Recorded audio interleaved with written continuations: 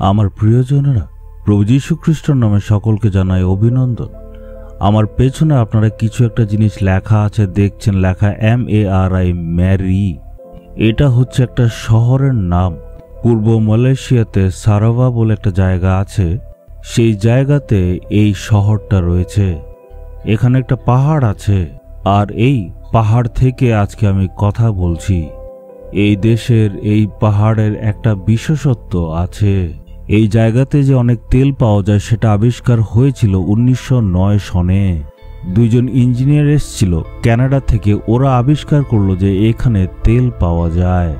বেশিরভাগ ক্ষেত্রে দেখা যায় যে মাটির নিচে বা যেই জায়গাতে জঙ্গল রয়েছে বা যেখানে সমুদ্র আছে তার নিচ থেকে তেল বের করা হয়, কিন্তু সর্বপ্রথমে তেল বের করা হয়েছিল সেটা হচ্ছে এই পাহাড়ের নিচের থেকে।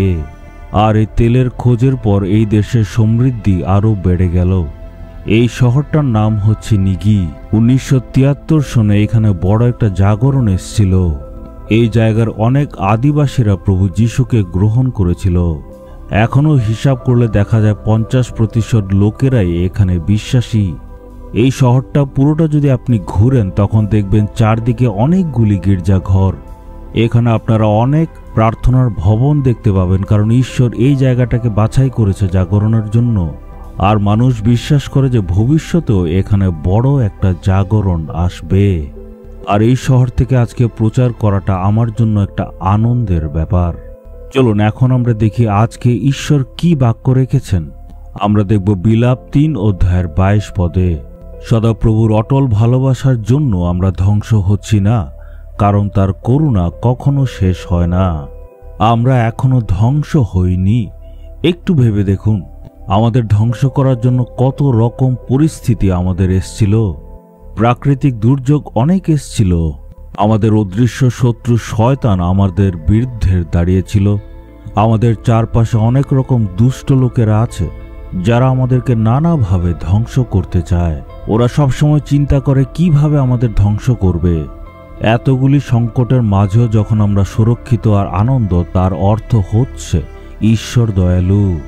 আমরা এখনো জীবিত আছি, ধ্বংস হয়নি, এর কারণ হচ্ছে ঈশ্বরের দয়া। তাই প্রভুকে আমাদের ধন্যবাদ দিতে হবে। আমাদের ঈশ্বরের প্রতি কৃতজ্ঞ হওয়া উচিত, কারণ নানা রকম সংকট, বিপদ, অসুস্থতা থেকে ঈশ্বর আমাদের রক্ষা করেছেন। উনি উদ্ধার করেছেন। উনার দয়ার দিকে ধ্যান দিতে হবে, কারণ উনার করুণা কখনো শেষ হয় না।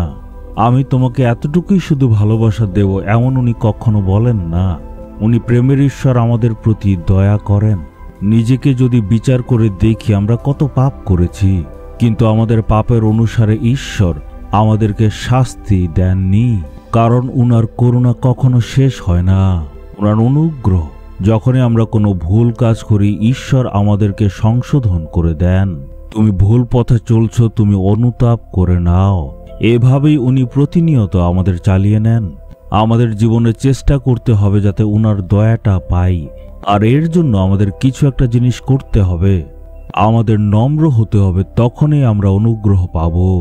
কখনো যাতে অহংকারী না হয়, কারণ অহংকারীদের প্রভু ঈশ্বর ঘৃণা করেন। তাই আমরা প্রার্থনা করব, হে প্রভু, আপনি আমার জীবনে যা যা দিয়েছেন তার জন্য আমি ধন্যবাদ জানাই। আমার পরিবার দিয়েছেন, কাজ দিয়েছেন, পরিবেশ দিয়েছেন।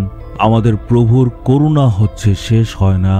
এটা স্মরণ করে ঈশ্বরকে ধন্যবাদ দিতে হবে। ঈশ্বরের দয়া অনুগ্রহকে স্মরণ করুন আর বলুন, এই দয়া, এই ভালোবাসা, এই প্রেমের জন্যই আমার ধ্বংস হয়নি। চলুন প্রভুকে ধন্যবাদ দিই। হে প্রভু, আপনার ভালোবাসার জন্য আমরা ধ্বংস হইনি। আপনি আপনার করুণা আমাদেরকে দেখিয়েছেন। আপনার করুণা কখনো শেষ হয় না।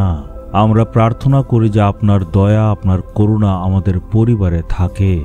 তাই আজকে ঈশ্বর তার ভালোবাসা ও করুণা আপনার পরিবারের উপর ঢেলে দেবেন। আপনি প্রার্থনা করলে ঈশ্বর আপনার প্রতি করুণা করবেন। আজকে আপনার জীবনে একটা বড় অলৌকিক কাজ হতে যাচ্ছে। ঈশ্বর করুণা করবেন, আশা রাখুন। হে প্রভু, আপনি সদাই আমাদের প্রতি করুণা দেখান। আপনার ভালোবাসার জন্যই আমরা ধ্বংস হইনি, তাই আপনার প্রশংসা করি। আজকে আমার জীবনে যাতে অলৌকিক কাজ হয় এটার জন্য আমি বড় আশা নিয়ে বসে আছি। আমি বিশ্বাস করি আপনি করবেন। প্রভু যীশু খ্রিস্টের নামে চাইলাম, আমেন, আমেন।